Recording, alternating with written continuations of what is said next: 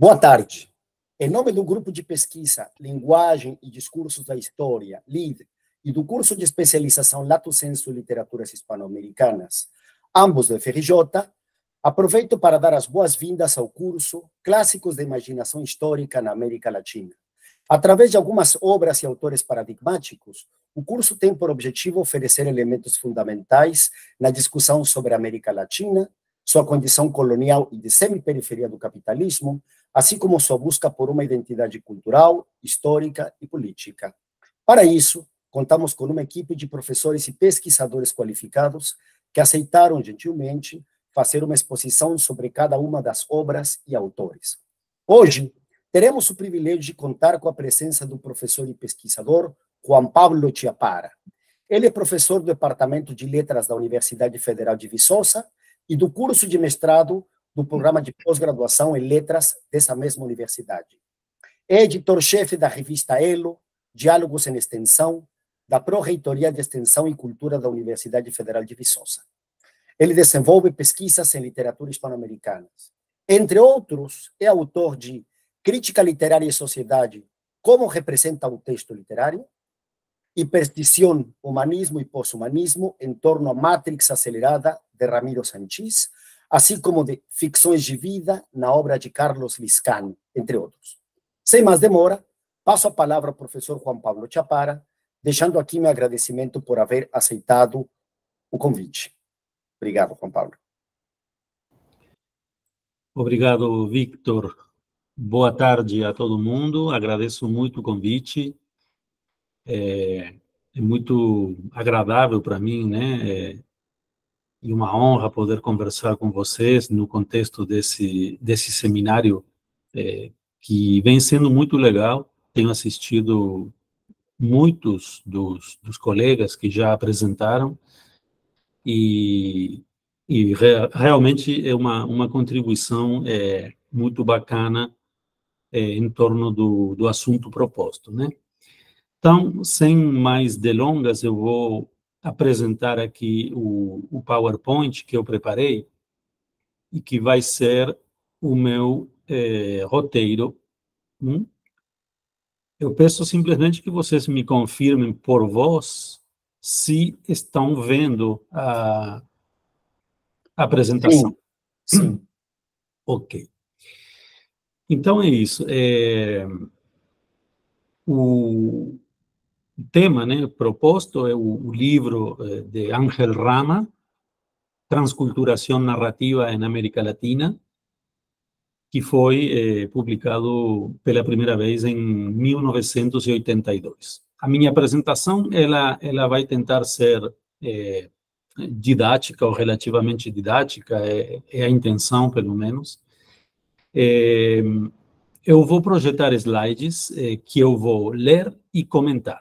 Então, acho que dessa maneira talvez vocês consigam acompanhar melhor o meu raciocínio, ok?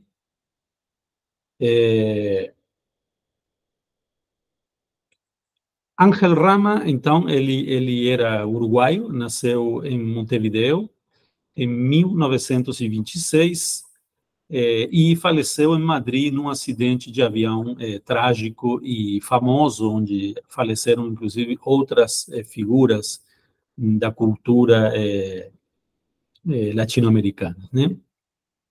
Os pais do Rama eram espanhóis, eram galegos, então, e, enfim, não vou me estender muito sobre a biografia dele, mas gostaria de mencionar alguns fatos históricos para quem não conheça Rama, mais ou menos consiga ter uma noção de quem foi, né?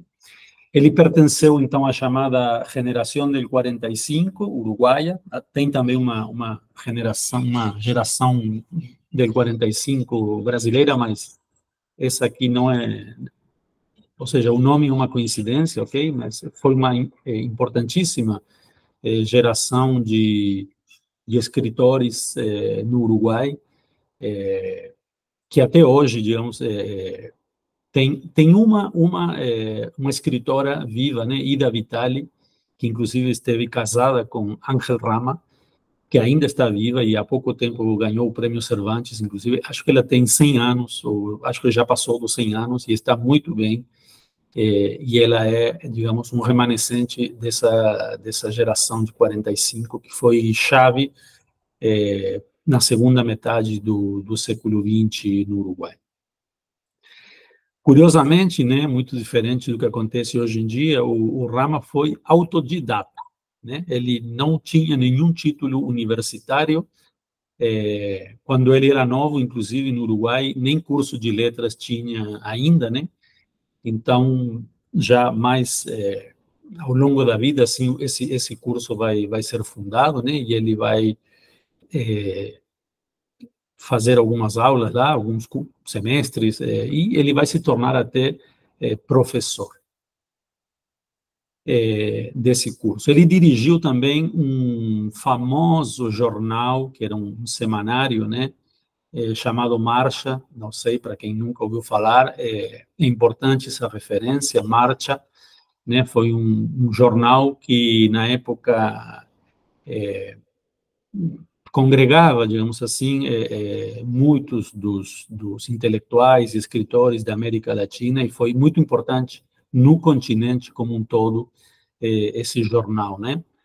Então ele dirigiu essa seção literária ao longo de muitos anos e isso foi sem dúvida chave na formação dele e também nos contatos que ele teve a partir daí com muitos intelectuais da América Latina. No final eu vou mostrar um livro que vou recomendar, né, para vocês terem uma noção da quantidade de pessoas com as quais ele se comunicava através de cartas e que foram fundamentais na construção do pensamento dele, né? Como que a partir do Uruguai ele conseguiu ter uma noção muito ampla do que acontecia no continente, numa época onde era muito difícil, né, evidentemente, ter tanto contato assim. Outro grande feito do Ángel Rama foi a Biblioteca Ayacucho, né? Ele morou durante algum tempo na Venezuela e ele levou adiante, né, e criou esse projeto de Biblioteca Ayacucho, que é um projeto editorial fantástico e gigantesco, cujo objetivo era simplesmente publicar todos os clássicos, né, as obras mais importantes da literatura e da cultura latino-americanas, incluindo o Brasil, evidentemente. Ele teve muito contato com brasileiros e fez muita questão de publicar obras fundamentais do pensamento brasileiro, né? Essa biblioteca existe até hoje e é um feito incrível na história da América Latina e da literatura latino-americana. Ele chegou a ser professor nos Estados Unidos, ele relutou um pouco, né, vários convites que ele recebia dos Estados Unidos, naquela época ele considerava que não devia ir, mas ele acaba indo, né, precisa ir, precisa trabalhar, estamos em ditadura no Uruguai, ele não tem como voltar para o Uruguai, ele precisa trabalhar e acabará indo para os Estados Unidos, mas também acabará tendo problemas nos Estados Unidos, ele vai ser considerado um espião, né, a favor da Revolução, da Revolução Cubana e vai ser expulso dos Estados Unidos e ele vai para Paris e é justamente nesse momento quando ele vai para Paris e logo em seguida ele faz uma viagem de volta para a América Latina para participar de um evento que o avião vai cair em Madrid e ele vai falecer, né? Bom, basicamente essa é uma curtíssima biografia do Ángel Rama. Essa aqui é a capa da primeira edição do livro que eu vou comentar a continuação, ok? Essa aqui é uma capa da edição da Fundação Ángel Rama, que é uma fundação que existe em Montevideo, e, bom, lembra um pouco as capas da Biblioteca Ayacucho, né? Parece que dialoga com a Biblioteca Ayacucho, mas é outra coisa, mas eu queria mostrar essa edição e aproveitar para dizer que tem uma fundação Ángel Rama e tem todo um acervo em Montevideo que dá para consultar, está na biblioteca da Faculdade de Letras lá. E essa é a edição que eu li para hoje, tá? Uma edição talvez seja mais fácil de conseguir hoje em dia, se alguém estiver interessado em adquirir o livro, talvez se depare com essa edição, que é uma edição, então, argentina, com o típico desenho aí de Torres Garcia. Bom, minha apresentação, ela vai de início colocar o foco no título do livro, né? Brevemente, insistir um pouco nessas três palavras que considero palavras que precisam ser vistas e lidas, né? Não devem passar despercebidas, apesar de serem o título, elas têm alguma coisa importante a nos dizer. Depois eu apresento o que eu vou conseguir apresentar do livro, que não vai ser tudo, vocês vão entender por quê, e uma breve conclusão no final. Então, por que eu quero insistir nessas três palavras? Primeiro, porque ao longo da apresentação, é claro, o termo transculturação, né, ou transculturação, que é um neologismo, ele será fundamental justamente nessa ideia de trabalhar com a cultura, sim, entre o que seria a aculturação, né, e a transculturação, ok? Esse termo vai ser mais explicitado ao longo da apresentação. A palavra narrativa me parece fundamental. Por quê? Porque justamente se há alguma coisa que a gente vai concluir de importante desse livro do Rama, é que o foco dele está colocado, sobretudo, na narrativa, isto é, na literatura, na ficção, nos romances, eventualmente em contos também, em poesia, mas, sobretudo, interessa a Rama o romance latino-americano. O que eu quero dizer com isso? Eu quero insistir que ele, apesar do livro inteiro ter uma perspectiva histórica muito grande, né, ele, em momento algum, ele vai obliterar, né, ou deixar de lado o corpus com o qual ele quer trabalhar. Então, não perder de vista o fato de que, embora ele esteja falando da América Latina, de transculturação, em relação à aculturação, né, e com o conceito, então, de cultura, que é novo, a princípio era relativamente novo ainda nos anos 60, 40, sobretudo, quando surge com Ortiz,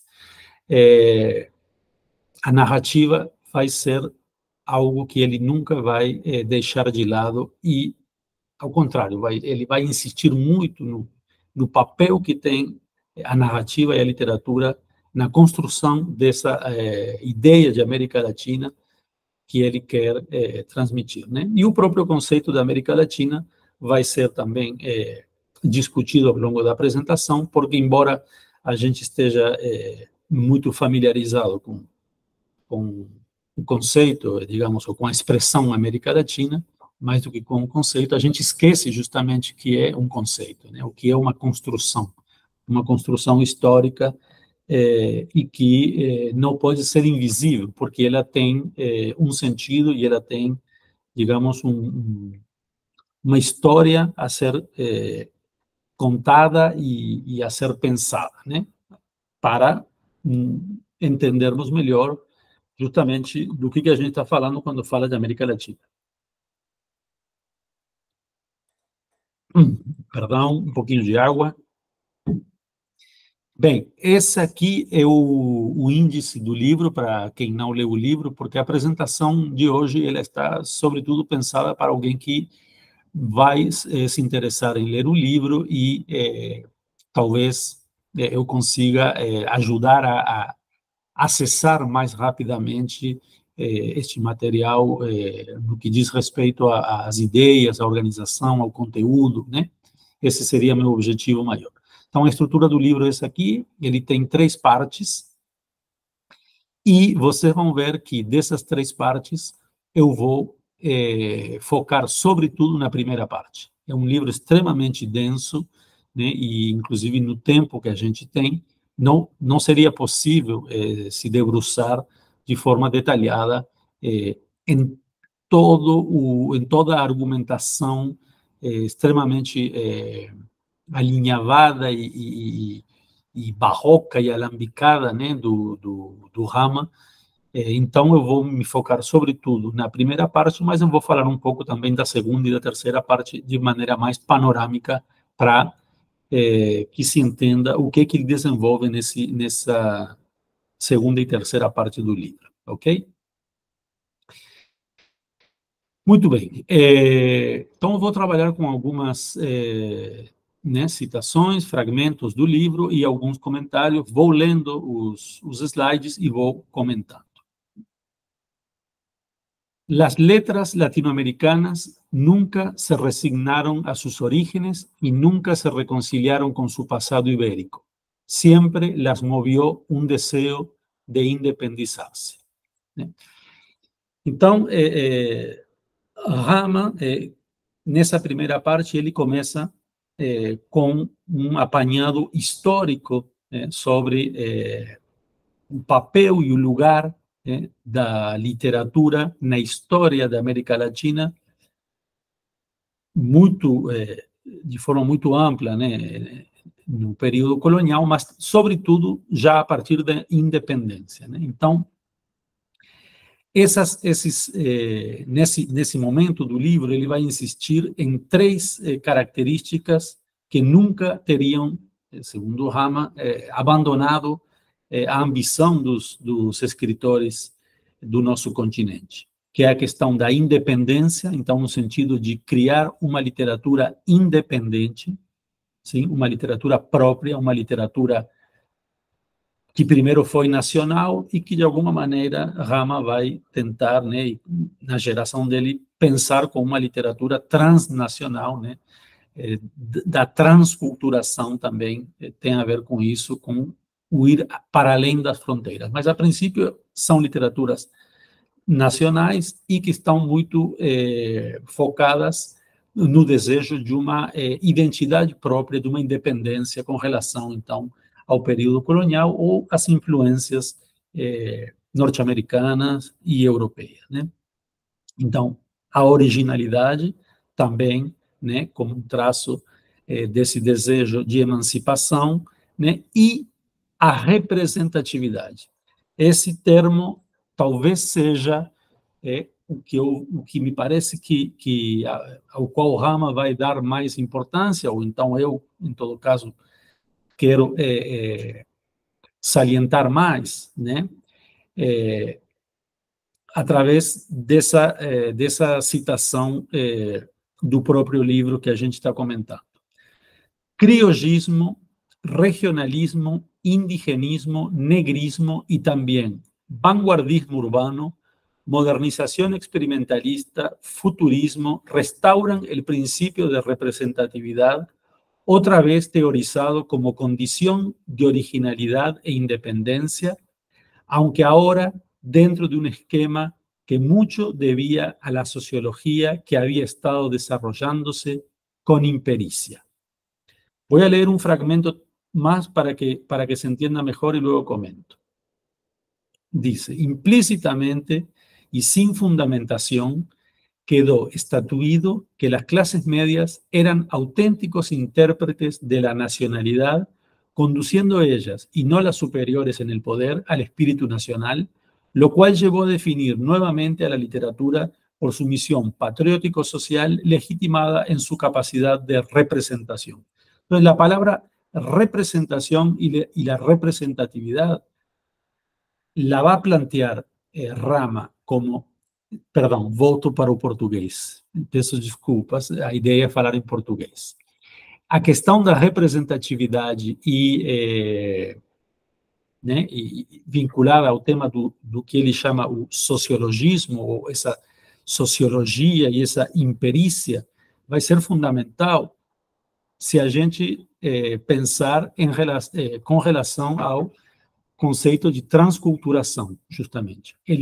Se há uma coisa que Rama quer, ou da qual ele quer fugir, é de uma leitura muito sociologizante, né, que tome o texto literário, digamos assim, como um espelho simplificado da realidade. Ele vai se esforçar muito em deconstruir essa forma de compreender a literatura e de ler a literatura e o continente, como ele diz que era feito no século XIX e, inclusive, nas primeiras décadas do século XX, né? Então, ele vai tecer uma crítica ao que seria uma forma simplificada de leitura do texto poético, no sentido de literário na narrativa. Ok? Aos poucos, essa ideia vai ficar mais clara. Não vou me delongar muito em cada slide para poder avançar até o final no tempo proposto, ok? Então, leio. De fato, é possível constatar em um texto de Rama, de 76, Literatura e Sociedade, sua denúncia a um sociologismo primário na análise das obras literárias, que ele situa no século XIX e nas primeiras décadas do século XX. Ou seja, esse assunto que ele está trabalhando no livro de 82, né, Transculturação Narrativa na América Latina, era um assunto que lhe interessava já de um tempo atrás. A prova é que há um artigo aí de 76 dedicado exclusivamente a essa relação entre literatura e sociedade, que é um assunto pertinente na época e que acho que é extremamente pertinente ainda para nós, né?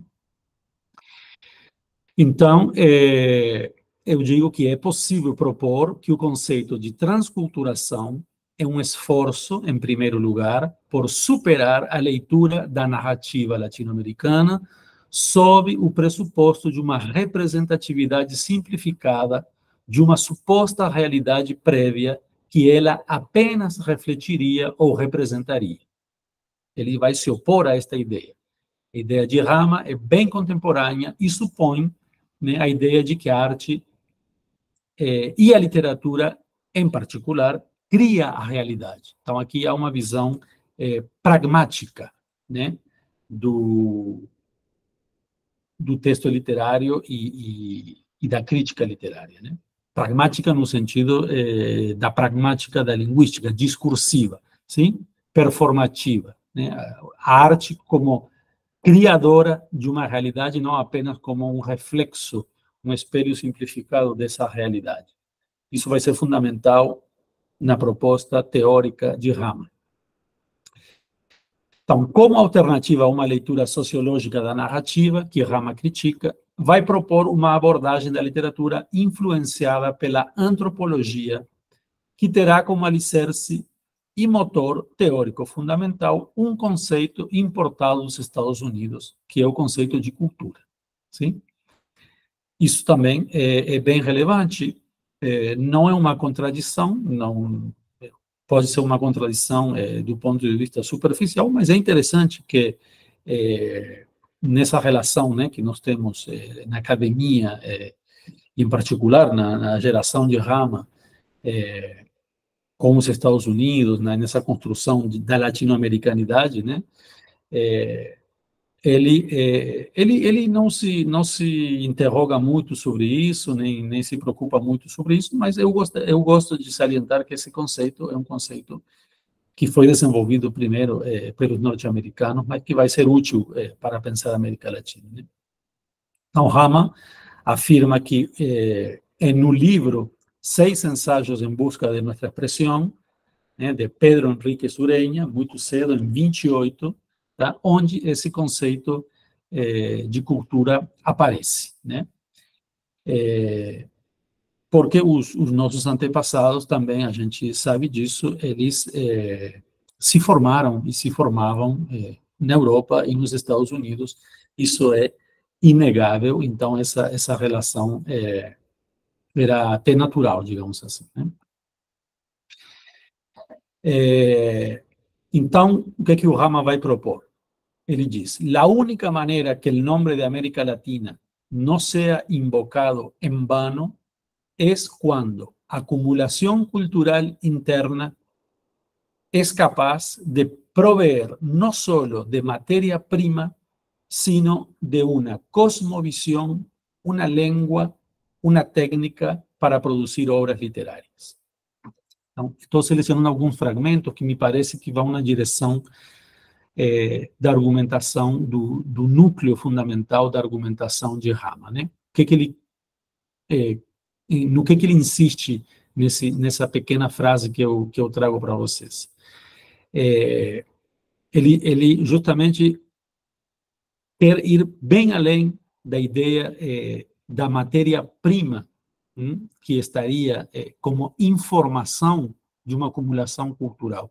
Ele insiste na ideia de uma língua e de uma técnica que serão necessárias para produzir obras literárias que estejam à altura do que ele considera que é a transculturação. Ou seja, haverá alguns escritores que serão os grandes transculturadores e outros não.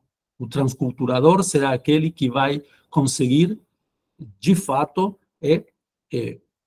produzir uma obra, né, que transforma, de alguma forma, a própria realidade a partir da magia, digamos assim, do milagre, no sentido da epifania da obra literária. Sim, a obra literária ela não vem refletir uma realidade prévia, mas ela é a criadora desse estado de compreensão do caminho que a sociedade deveria seguir. Ou seja, de algum modo, ele está reproduzindo aqui uma ideia que já os modernistas, né, tinham pensado, né? Então, lendo aqui o slide, o que eu digo é exatamente isso que fará Rama na terceira parte, quando analise a obra de Arguedas. Quando ele vai analisar a obra de José María Arguedas, ele vai analisar de forma muito detalhada a técnica, a língua e a cosmovisão, ou seja, uma visão muito mais transversal, profunda, poética, que uma leitura sociológica da nossa realidade, né?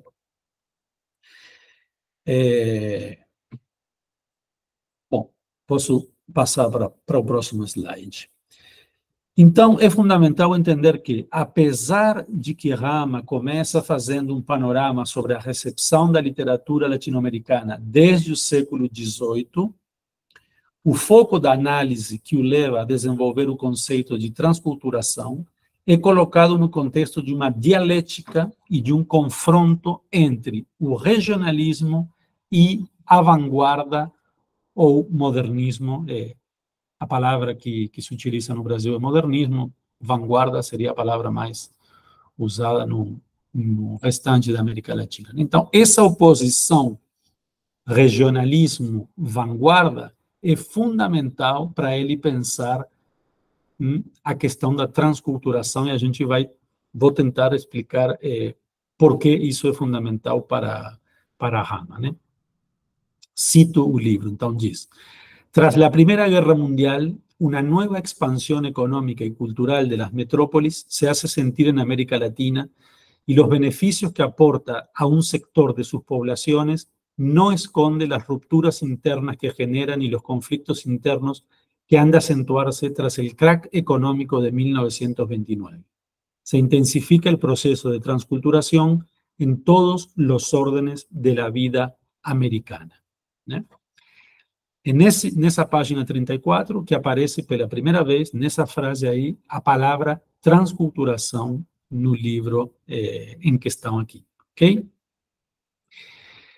Então, poderia-se dizer que a intervenção de Rama com o conceito de transculturação é, de certo modo, uma tentativa de suturar a fratura que se acentua na América Latina entre o interior e as capitais, ou entre o interior e os portos, vai dizer Rama, às vezes não é a capital, mas são as cidades portuárias, aquelas que têm contato com o exterior, né? Onde a influência externa ameaçava, né? Do ponto de vista de Rama era uma ameaça, né? Essa influência externa para preservar aquilo que era próprio, né, ao continente. Portanto, aqui fica claro o conflito entre regionalismo e vanguarda. Ele vai estar constantemente pensando essa dialética entre uma literatura voltada para as questões locais, as tradições locais, os modismos, né, e essa influência externa, né, que vai se apresentar sob a forma da vanguarda, e como que desse confronto vai surgir alguma coisa diferente, tá? A partir da qual ele vai propor, no final, o conceito de transculturação. Então, é importante entender que, ao mesmo tempo que Rama propõe um conceito que permite ler o cenário cultural e literário que surge dos embates entre regionalismo e vanguardismo, esse cenário tem uma existência fática, ou fáctica, né? Isto é, não cabe a Rama inventar uma realidade que atenda aos seus interesses teóricos. Essa realidade existe. Ou seja, existem regiões com tradições próprias na América Latina, já nos anos 40 do século XX, assim como existe uma influência externa. Isso é inegável, sim. Mas, apesar disso ser inegável, é necessário que a gente entenda que o gesto de Rama e da literatura também, falar em regionalismos e vanguardismos, é uma forma de organizar também, né, o cenário cultural e literário, que é arbitrária, de certo modo, ok? Ela é a maneira como se entendeu, ou como se narra na historiografia da literatura, não é? E Rama concorda com ela, ou trabalha com ela também. Isso é um fato, mas, ao mesmo tempo, é uma construção. É uma construção, digamos, teórica, né? Que não podemos perder de vista que se trata de uma construção teórica e, de certa forma, de uma ficção, no sentido mais pós-borgiano da palavra ficção. Ok? Isto, creio eu, que eu queria ressaltar, fica mais claro quando Rama explicita justamente o surgimento do conceito de transculturação. Assim como o conceito de cultura tinha sido trabalhado por Enrique Sureña no final dos anos 20 e tinha sido importado dos Estados Unidos, outro conceito de origem norte-americana, da década de 30, aparece como ferramenta hermenêutica para pensar a cultura latino-americana, que é o conceito de aculturação, né? Esse conceito de aculturação, trabalhado também na antropologia norte-americana, vai chamar a atenção dos intelectuais da América Latina, mas eles vão se indispor de alguma forma com esse conceito e vão tentar ir além para adaptá-lo àquilo que eles acreditam que seria mais pertinente para dizer o que seria fundamental, dizer nessa identificação daquilo que seria a América Latina, ou aquilo que eles estavam começando a pensar como os elementos fundamentais, né, para montar essa ideia, ou fortalecer essa ideia que já vinha desde finais do século XIX, né, a geração modernista é que começa, em particular, a desenvolver esse conceito de América Latina, né? Entonces, la antropología latinoamericana ha cuestionado el término aculturación, aunque no las transformaciones que designa. Aqui é interessante. Questionou o termo, mas não as transformações que o termo implicava. Sim? Ou seja, interessa o termo em certa medida, mas eles querem afinar esse conceito. Né? Então, buscando afinar su significado. En 1940, el cubano Fernando Ortiz propuso sustituirlo por el término transculturación, encareciendo la importancia del proceso que designa, del que dijo que era cardinal y elementalmente indispensable para comprender la historia de Cuba y por análogas razones la de toda América en general. Eso en 40, ¿no?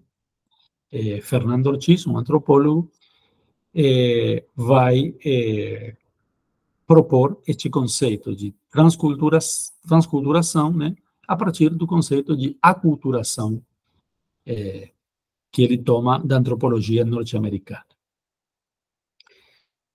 Fernando Ortiz lo razonó del siguiente modo. Entendemos que el vocablo transculturación expresa mejor las diferentes fases del proceso transitivo de una cultura a otra, la pérdida o desarraigo de una cultura precedente, desculturación, y además significa la consiguiente creación de nuevos fenómenos culturales que pudieran denominarse neoculturación.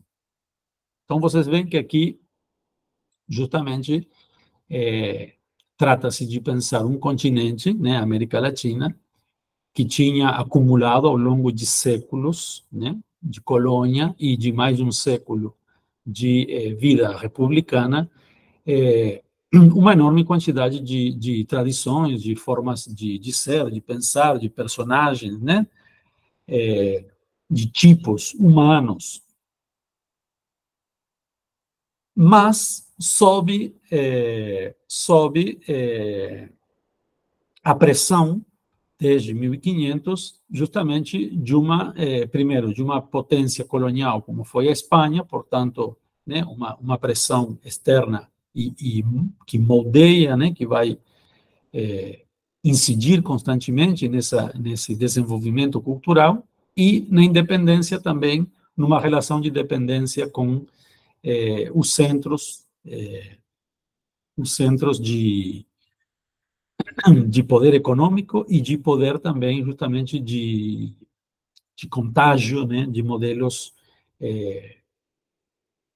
estéticos, de um modo geral, e literários em particular.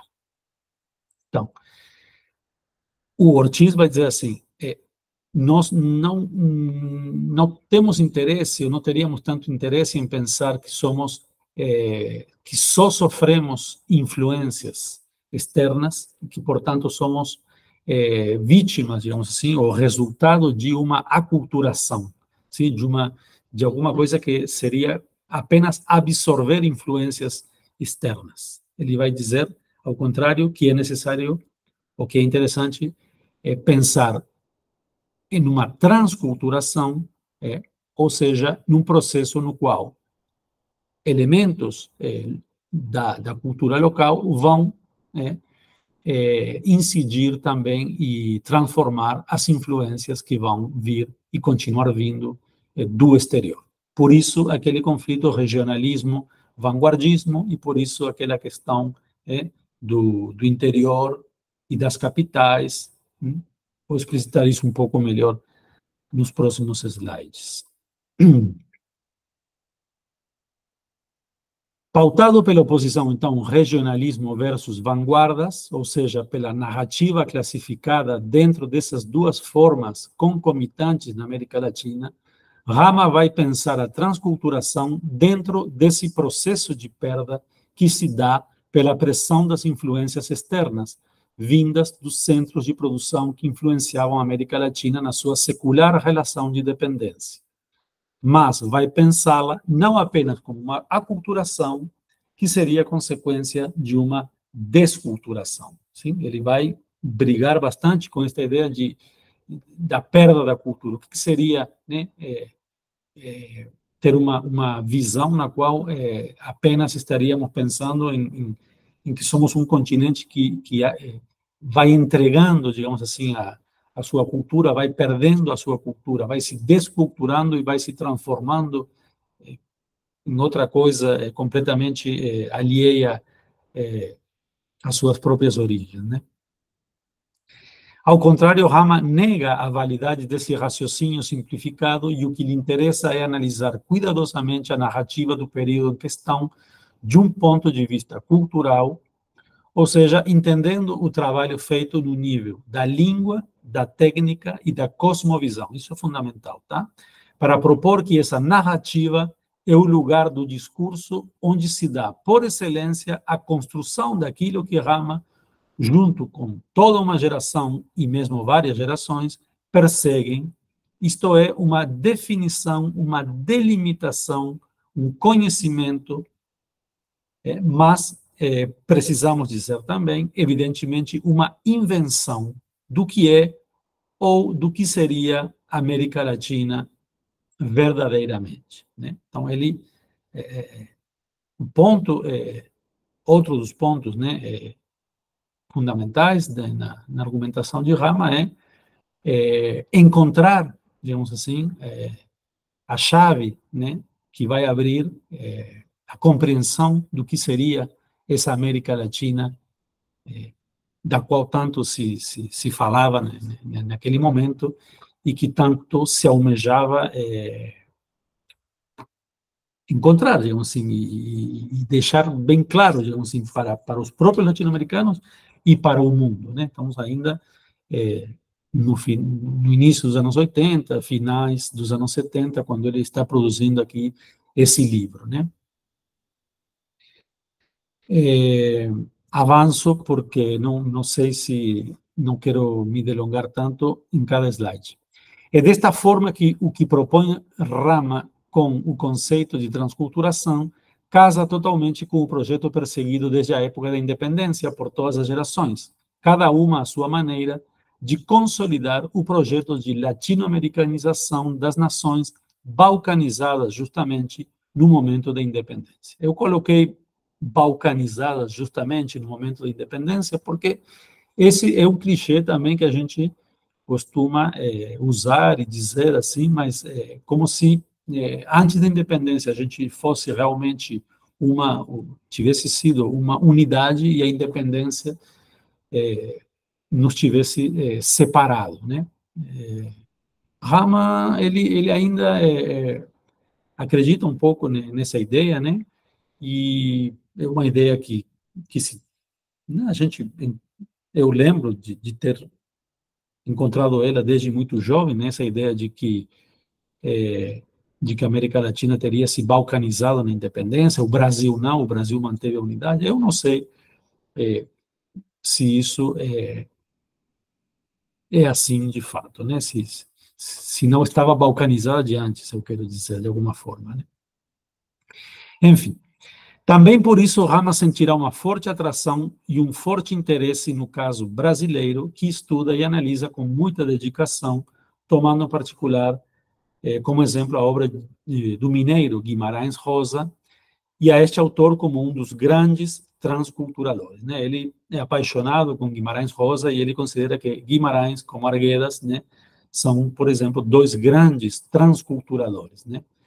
Então, aí, talvez, quem conhece um pouco já Guimarães Rosa e não conhece Arguedas, entende ou começa a entender o que seria uma obra transculturadora, né, que diria, mais do que diria o que a essência, uma das essências do Brasil, estaria, sobretudo, fundando uma essência do Brasil, né? Ou seja, Guimarães Rosa, ele quando nos fala das Minas Gerais, ele não nos fala, se a gente vai onde Guimarães Rosa estava e observa o que supostamente ele observou, né, para produzir a sua obra, talvez a gente se depare com que aquilo, assim, a simple vista, não existe, né? Ou seja, é o trabalho justamente do transculturador e a própria obra literária que vai produzir esta ideia de de cultura brasileira, né, mineira e brasileira, como foi compreendido o Guimarães, né? É importante entender ainda que Rama desenvolve toda uma análise sobre a forma como se dão as influências externas nas diferentes regiões da América Latina no processo de transculturação e como essas influências se traduziram na dicotomia sobre a qual ele trabalha, regionalismo e vanguardismo. Cito: sin embargo, es más frecuente que las regiones internas reciban los impulsos de las modernizadoras, de tal modo que se cumplen dos procesos transculturadores sucesivos: el que realiza, aprovechando de sus mejores recursos, la capital o sobre todo el puerto, aunque es aquí donde la pulsión externa gana sus mejores batallas, y el segundo, que es el que realiza la cultura regional interna, respondiendo al impacto de la transculturación que le traslada a la capital.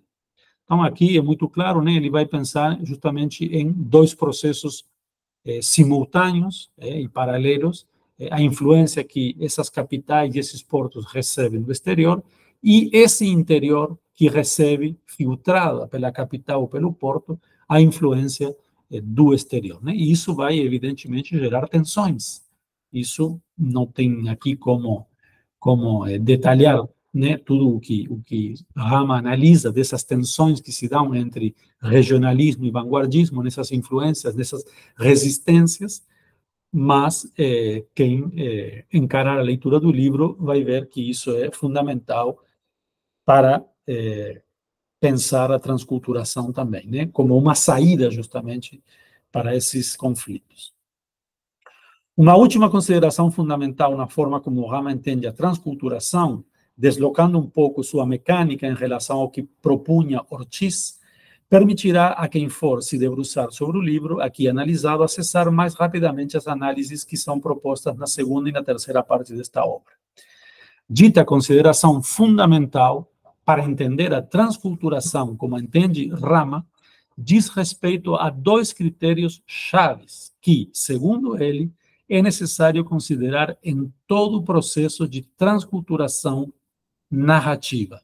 Narrativa é importante essa palavra mais uma vez. E esses dois, digamos, movimentos ou elementos desse processo são a seletividade e a invenção. Sim? Ele vai analisar isso em algumas páginas, como quando a gente fala de influências, e por que a gente não deve falar de aculturação, o subalterno, digamos assim, ele não usa esse termo, Rama, mas a gente está acostumado com esse termo, então a cultura subalterna é o que eu digo aí no terceiro parágrafo da página, desse slide, né? O subalterno, ele não assimila ou não absorve ou não assume qualquer influência. Ele também seleciona dentro daquilo que ele recebe. E isso vai ser fundamental. O que ele seleciona, o que ele deixa de lado e o que ele assume e incorpora como um elemento para transculturar com aquilo que já estava presente na cultura local. E, ao mesmo tempo, a invenção. Então, a invenção é fundamental, porque ele está falando aqui, e isso é muito importante, Rama, de narrativa, de arte, de literatura, e não de sociologia, não de uma leitura sociológica, ou de uma proposta da nossa sociologia, mas de pensar a cultura através, justamente, da narrativa e da ficção, né? Isso é fundamental. Então, Rama conclui esta primeira parte do livro dando exemplos de como esses critérios incidem nas três dimensões que tinha proposto como centrais em um fazer e em um ler transculturadores, né? Ou seja, um fazer transculturador e também um ler, uma leitura transculturadora, que é muito importante. E esses três elementos, vou insistir, são a língua, a estrutura literária ou a técnica e a cosmovisão, ou seja, tanto o escritor transculturador vai ser aquele que tenha uma enorme capacidade de um trabalho no nível da língua, né? Guimarães Rosa, sem dúvida, é um exemplo disso, e Arguedas é outro exemplo disso, paradigmático, por isso Rama os toma, talvez, como os dois maiores, né, transculturadores, a outros, e uma estrutura literária, né, a forma como está organizado o romance, a técnica do escritor e a cosmovisão. Só que isso é fundamental para o escritor, mas também para nós, leitores, né? Na nossa leitura crítica feita em qualquer circunstância, mas em particular na academia, precisa levar em consideração esses elementos, né, para justamente se fazer uma ideia do que seria essa América Latina refletida nestas obras, né? Bom, o tempo está andando, então eu preciso continuar avançando. Segunda e terceira parte desse livro. Vou ser muito sucinto, porque realmente aí é onde Rama vai entrar em detalhes que só uma leitura cara a cara permitem acompanhar a argumentação de Rama. Assim, muito difícil e talvez até desnecessário resumir isso, porque não vai dar conta, né, da fineza com a qual Rama tece essa argumentação. Mas vou tentar colocar algumas questões para ajudar, né, um eventual leitor do livro. En la segunda y tercera parte de este libro, dice Rama, queremos estudiar una región donde los conflictos alcanzaron extrema acidez. Esos conflictos entre vanguardia y regionalismo.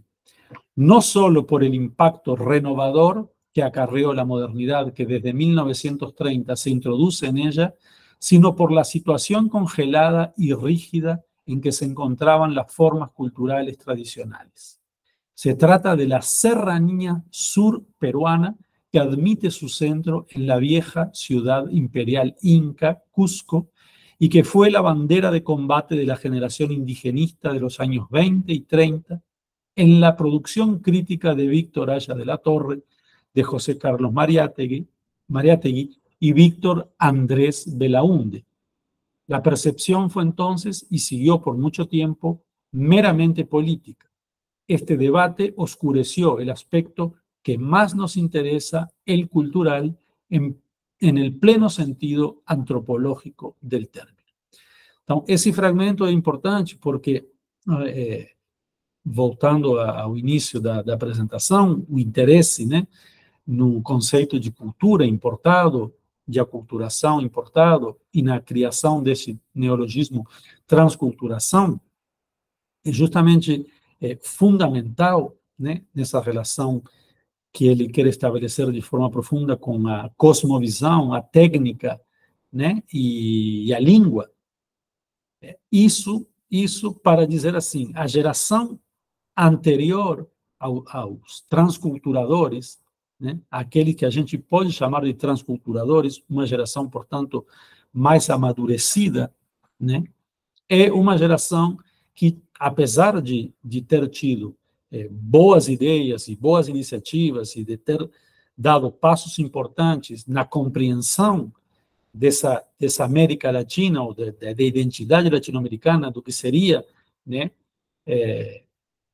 a essência do continente, não? Ou as essências do continente, foi um trabalho, em particular no Peru, meramente político, ou meramente sociológico. Aqui ele não fala de sociológico, mas está dentro daquilo que eu tentei estabelecer no começo da apresentação como um problema que Rama vai tentar superar, né? Então, ele diz, justamente, são essas gerações posteriores que vão ultrapassar uma visão circunscrita a questões políticas e sociológicas e vão descobrir muito mais da América Latina graças à transculturação que a arte permite e a narrativa em particular. Então, concretamente, o que Rama vai propor na segunda e terceira parte do livro é uma análise da obra de José María Arguedas para pensar nos seguintes elementos que considera chaves. Cito: de ahí la necesidad de revisar el problema del área cultural andina y de registrar la evolución del pensamiento de Arguedas sobre un asunto al que consagró la vida entera hasta llegar al reconocimiento de las mediaciones mestizas entre las dos esferas culturales tan drásticamente separadas del país. Tipificó en este personaje oscuro, el mestizo, y en su gesta, un papel transformador que pareció réplica del que él mismo acometió en la antropología y en la literatura. Então, Arguedas era de origem indígena, né? E ele vai, na obra dele, justamente reivindicar o papel do mestiço, que até aquele momento não tinha tido nenhuma relevância no Peru, né? Mas não vai reivindicá-lo apenas de um ponto de vista político. Esse vai ser o grande trabalho que precisa ser lido no capítulo, na segunda e na terceira parte do livro. Ele vai fazer isso através da obra, né? Por exemplo, ele vai analisar Los Ríos Profundos, né? Que é um romance de Arguedas. Ele vai dizer, é graças a essa produção artística, né? Transculturadora, que ele vai efetivamente revelar aquilo que ninguém tinha conseguido revelar, nem com a maior boa vontade política, nem sociológica, como a geração indigenista anterior tentou, né? Porque o fez desde uma perspectiva urbana, desde uma perspectiva muito menos integradora da essência do índio, e andou menos na direção da compreensão da necessidade de focalizar a questão da mestiçagem nos países indígenas, em particular em Peru.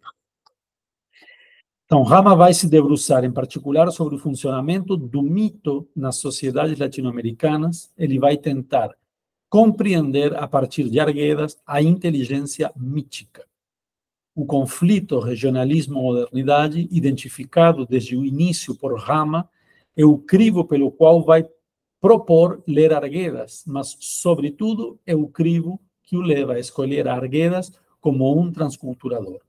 Então, Rama indaga no romance Los Ríos Profundos, cito, la construcción de formas artísticas desarrolladas a partir de la tradición cultural interior de América Latina, esas forjadas por las comunidades enclaustradas de sus ricas regiones al recibir el impacto de una modernización que tiende a cancelarlas y contra la cual se levanta el escritor no para negarla vanamente, sino para utilizarla al servicio de un redescubrimiento y reanimación del legado cultural que recibió desde la infancia y cuya supervivencia quiere asegurar.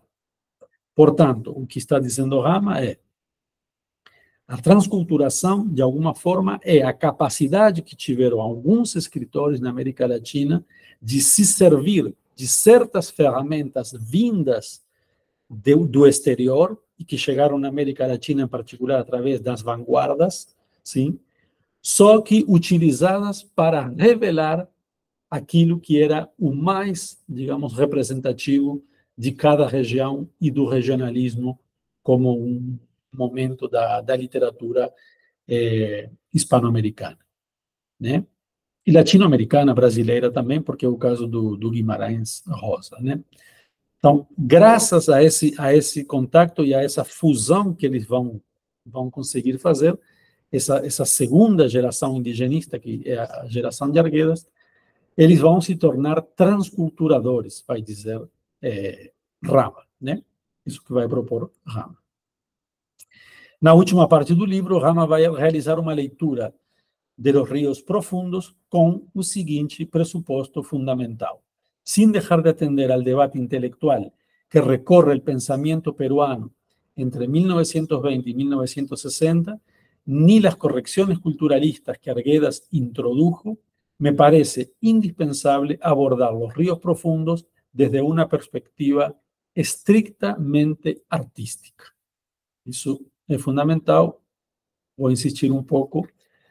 Estou terminando. Rama vai concluir que Los Ríos Profundos é uma invenção artística original, isto é, uma obra estética que precisa ser avaliada como tal. Isso é fundamental. Uma obra estética que precisa ser avaliada como obra estética, mas que se apresenta como resposta a uma questão ideológica. e conclui com a seguinte reflexão, que é fundamental para pensar sobre o que é feito hoje, muito frequentemente, nos departamentos de letras no Brasil e no mundo inteiro, creio eu, com o corpus literário. Diz Rama. Contudo, yo no podría asegurar si la ideología guió a la forma artística o si la irrupción de esta clarificó el entendimiento de aquella. No seguinte fragmento, fica evidente qual é o projeto de Ángel Rama ao propor o conceito de transculturação e aplicá-lo à análise da obra de Arguedas. De los diversos conflictos culturales que en la América Latina posterior a la Primera Guerra Mundial reavivó, agudizándolos, el impacto renovador de la modernidad, que procedente del exterior resultaba traducido a las regiones internas por la mediación capitalina, ninguno se ofreció con perfiles más enconados y por lo tanto con menores asideros para intentar una transculturación que salvaguardara valores locales, modernizándolos, que el registrado en el área andina. Então, ele vai tomar também como exemplo o caso da área andina e de Arguedas, porque ele acha que ele é representativo de outros que aconteceram em outras regiões da América Latina. Então, esse final em negrito é importante, né? Essa transculturação é, ao mesmo tempo, a salvaguarda dos valores locais, né? A conservação dos valores locais, só que modernizando eles, né, através desse trabalho artístico. Isso que é a transculturação, entendo eu, essencialmente, né? E o último slide é esse mesmo, diz: como Arguedas perteneció, igual que Guimarães Rosa, en el Brasil, a la primera generación que surge con posterioridad al planteo inicial del dilema vanguardismo-regionalismo, del mismo modo que Juan Rulfo y Gabriel García Márquez pertenecerán a una segunda generación de esa misma línea problemática, puesto que sus libros aparecerán a mediados de los años 50, o sea, 20 años después de sus antecesores, resulta un directo heredero de sus concepciones, a la vez que le cabrá comprobar las modificaciones que el tiempo, la modernización, irá introduciendo con efectos quizás previstos, pero en todo caso no vistos por los teorizadores de la primera hora. Né? Então, como conclusão, eu só vou deixar uma ideia, talvez surja alguma pergunta e a gente possa conversar mais sobre isso, mas insisto nesse aspecto que me parece fundamental para nós hoje em dia. Também a gente lê as obras do passado para pensar de que maneira elas contribuem com o nosso trabalho no presente, né? Então, talvez a conclusão mais importante que eu possa tirar é sobre o tipo de trabalho que propõe Rama com a literatura, que é um trabalho que se debruça sobre o corpus para analisá-lo. Ele não oblitera o corpus, Rama. Isso não significa que Rama não está interessado em pensar todas as questões políticas, sociais, sociológicas, culturais, transversais da América Latina. Só que ele faz isso porque ele é alguém da área, digamos assim, das letras. Ele faz isso a partir de corpos literários, com corpos literários. Ou seja, ele não fecha o romance de Arguedas, ele não fecha o romance de Guimarães Rosa e vai produzir aqui um texto acadêmico que esquece por completo o corpus e tece um discurso paralelo, no sentido de paralelo de que não se toca com o corpus. Não, ao contrário, é um diálogo constante entre a cosmovisão, a língua, né, a estrutura da obra e essa transculturação que o artista, né, revela para produzir, então,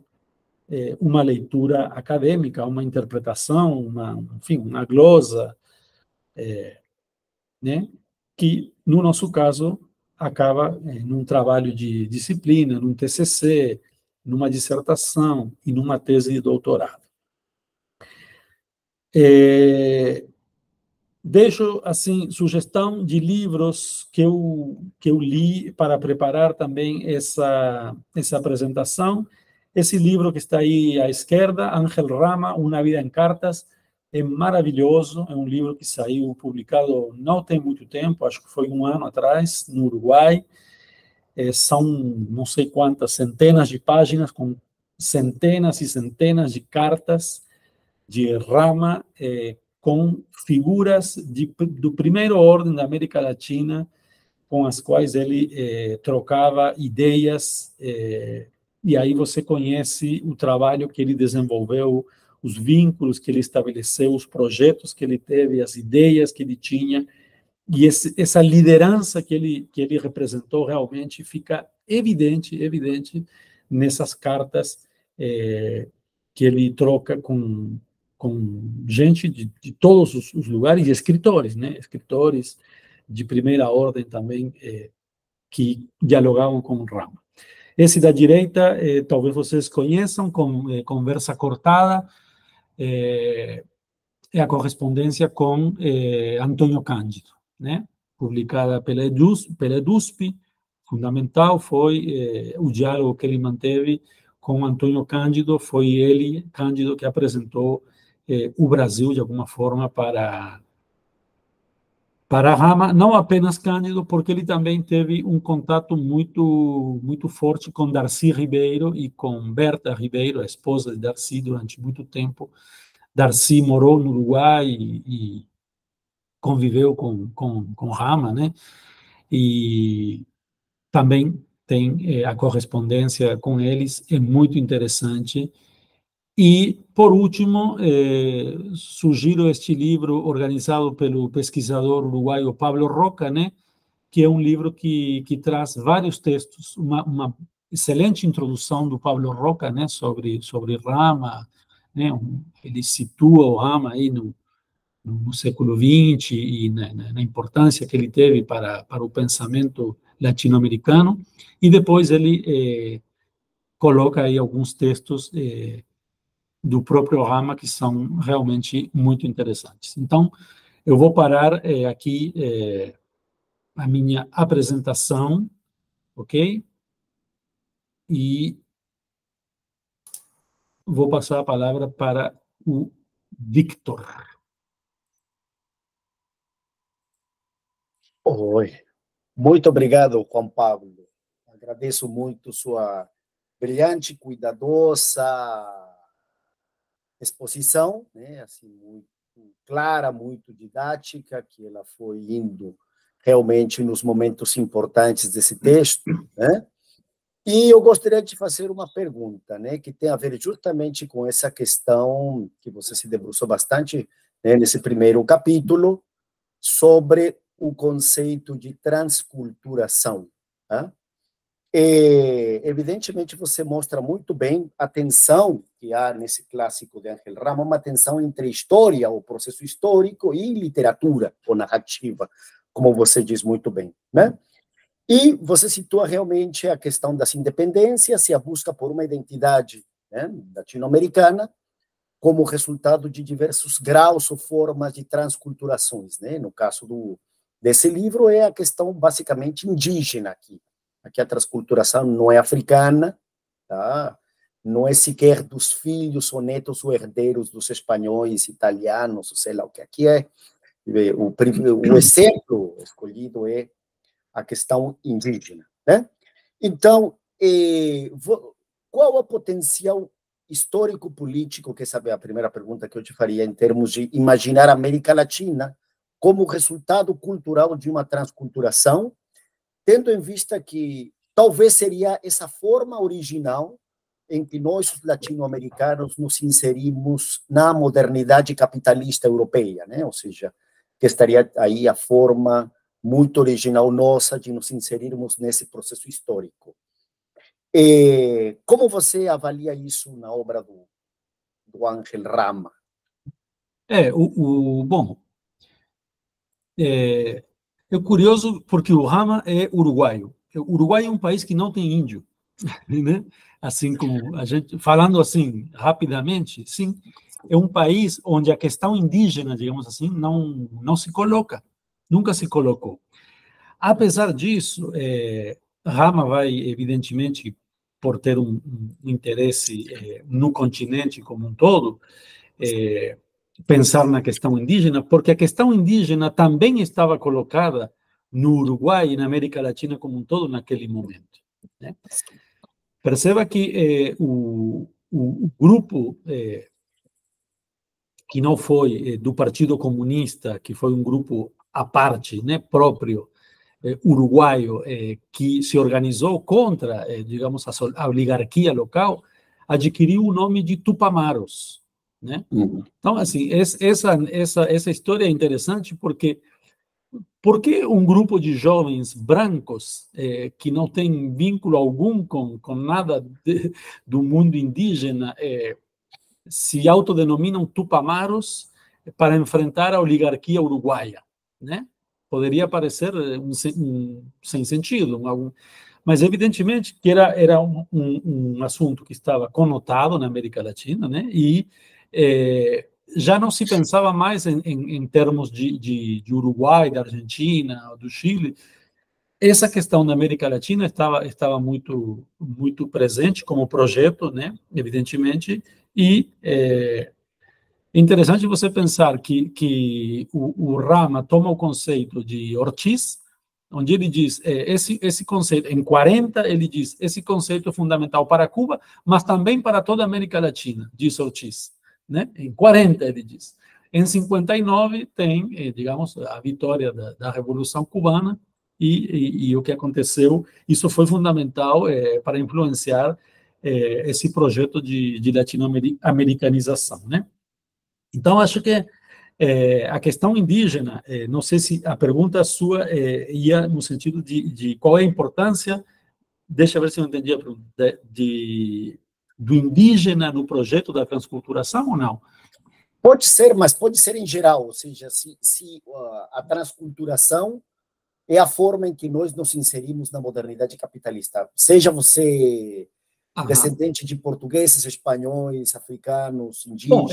é o que o Rama propõe, né? Agora, cabe a gente decidir se essa tese ela é ou não pertinente para nós. Eu acho que essa tese faz sentido. Eu tentei argumentar no início da minha apresentação da seguinte maneira: embora, evidentemente, existiram e existam regiões, e exista uma pressão externa, né? Ou seja, esse conflito, né, regionalismo-vanguardismo, ele tenha um substrato real histórico e também uma forma de colocar teórica a questão que você pode dizer, bom, ela não vale nada, ela é um abuso, ela, sei lá, ela não é pertinente, ou então, sim, acho que nós temos que nos debruçar sobre isso com calma e ver se isso continua sendo hoje em dia ainda, né, um modelo para pensar no nosso presente. Claro, a nossa sociedade é muito diferente da sociedade dos anos 70, né, que é a sociedade o livro se publica em 82, então, né, aconteceram muitas outras coisas, mas eu acho que sim, que tem uma pertinência ao mesmo tempo, né? Claro. Dizer que a gente eu insisti muito no fato também do conceito de cultura ser um conceito importado dos Estados Unidos, né? Um label norte-americano. Por que eu insisti nisso? Porque, evidentemente, embora nós na academia, né, e sobretudo na área de humanas, estemos sempre bastante revoltados, digamos assim, com as influências estrangeiras, nós somos constantes leitores de pesquisadores europeus e norte-americanos e os conceitos que eles elaboram continuam até hoje, né? Muito além dos anos 80, 90 e até hoje, continuam sendo utilizados por nós, né, para pensar a América Latina ou para pensar os problemas que a gente tem. Então, não sei se Ok. você me entende. Sim, sim, sim, perfeitamente, perfeitamente. Bom, uma segunda pergunta, Juan Pablo, para te fazer a última indagação aqui que eu tenho para você. É o seguinte, é, é, E eu acho que talvez ficaria melhor formulada a primeira questão que eu te coloquei, indo para a questão da literatura, que de fato é o interesse mesmo do Ángel Rama, né? Talvez essa pergunta seja melhor formulada sem dissociá-la da dimensão literária. Tá?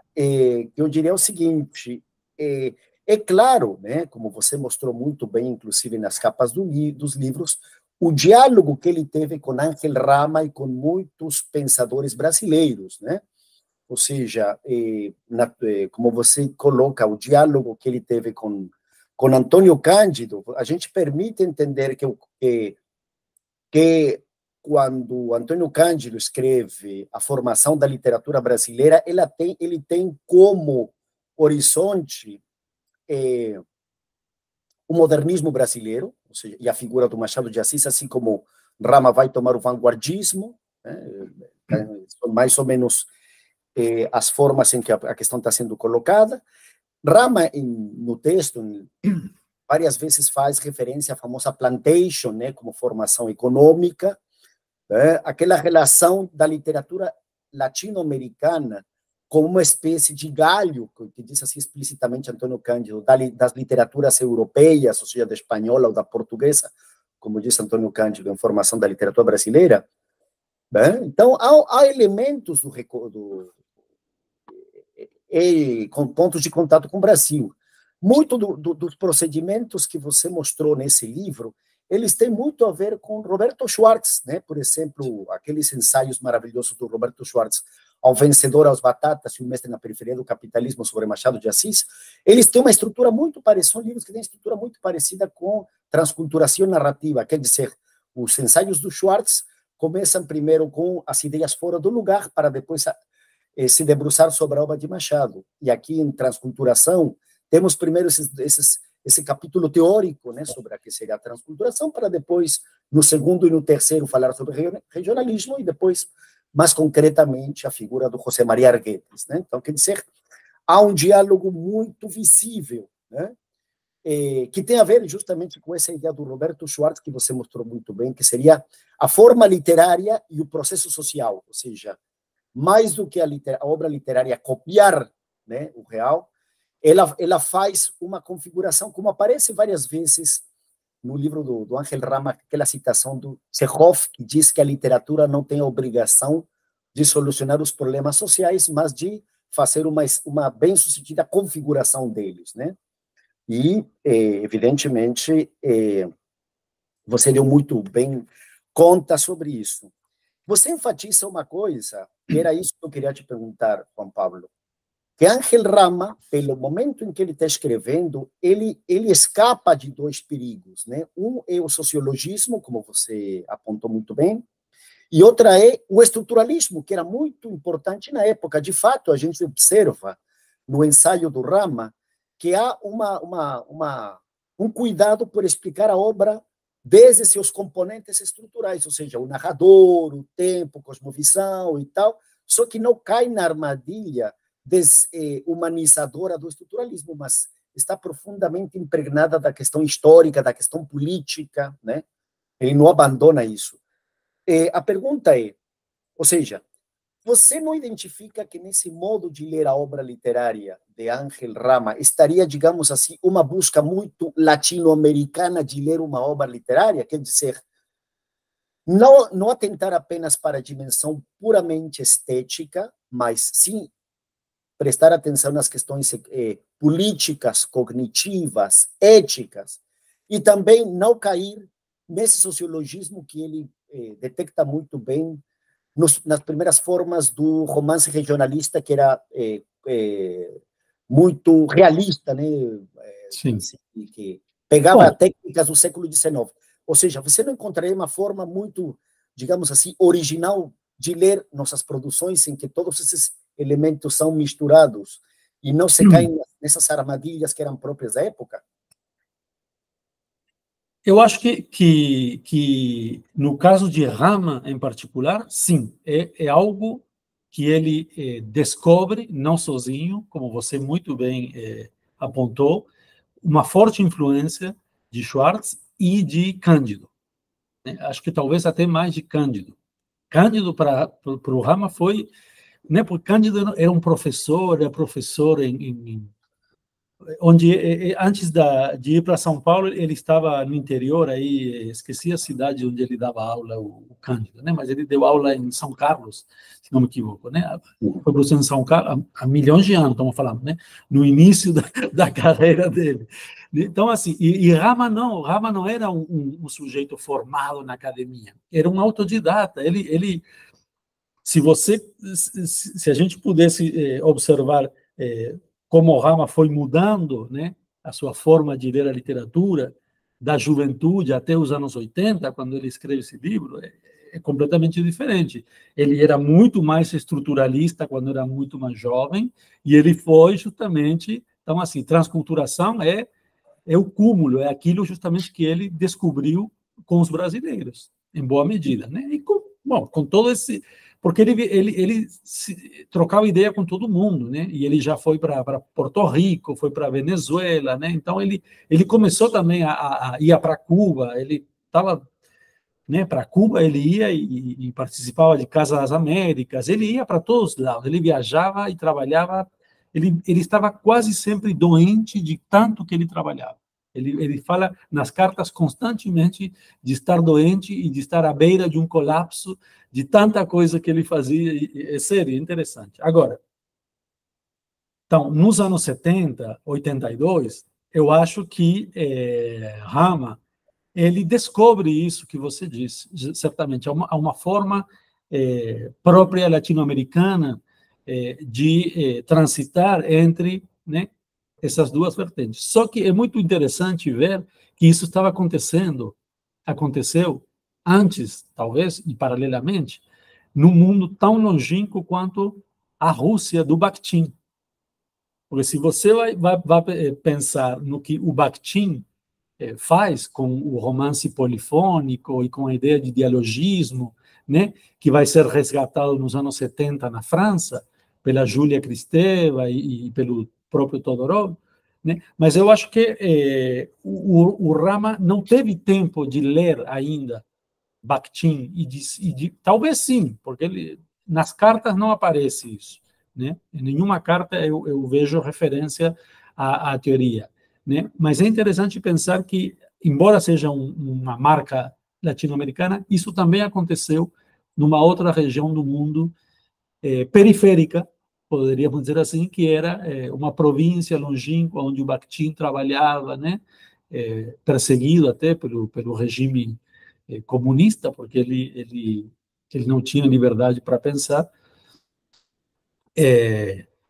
E então, sim, concordo com você, mas colocando talvez essa questão de que os russos, né? E por quê? Porque os russos, eles tiveram o formalismo russo, que inclusive foi anterior ao auge do estruturalismo. Então, o Bakhtin é alguém que justamente discute ou se insurge contra os formalistas. Agora, é interessante o Rama, embora busque superar o estruturalismo, não deixar de trabalhar essas questões que você mencionou, próprias da narratologia, poderíamos dizer assim, que a gente abandonou por completo. E que me parece que é uma grande perda, né, da compreensão do texto literário em si. Porque a gente fecha, lê o livro, fecha e vai falar, né, por fora do livro. Então, assim, nós estamos, de alguma maneira, fazendo o que a gente repudia, que é matando a literatura. Nós mesmos, porque a gente não dá voz e espaço nos nossos trabalhos ao texto literário, né? Tão preocupados que nós estamos com dizer aquilo que seria muito mais urgente, que são os problemas que a gente tem, né? E que nunca vão desaparecer e que vão continuar existindo. Mas se a gente está na literatura, precisamos falar desses assuntos através disso. Me parece importante como que Rama insista muito nisso, né? E ele faz isso sem mencionar, mas uma crítica sociológica e marxista também existia contemporaneamente ao livro do Rama, né? Também existia uma marxista, que eu estou dizendo, no sentido da forma de trabalhar a crítica, não apenas por uma questão ideológica, né? Mas uma crítica, então, que ia muito mais pelo lado filosófico, histórico, sociológico, do que pelo lado da narrativa, né? Não sei se Sim, sim, consegui... sim. E é o talento do Rama, do Schwartz e do Cândido, né? Assim, eles trabalham nesse registro. Muito obrigado, então, Juan Pablo, por sua brilhante apresentação. Te agradeço muito esse encontro de hoje. Obrigado. Tá, eu que agradeço e até breve. Até breve. Um abraço para todos. Ok.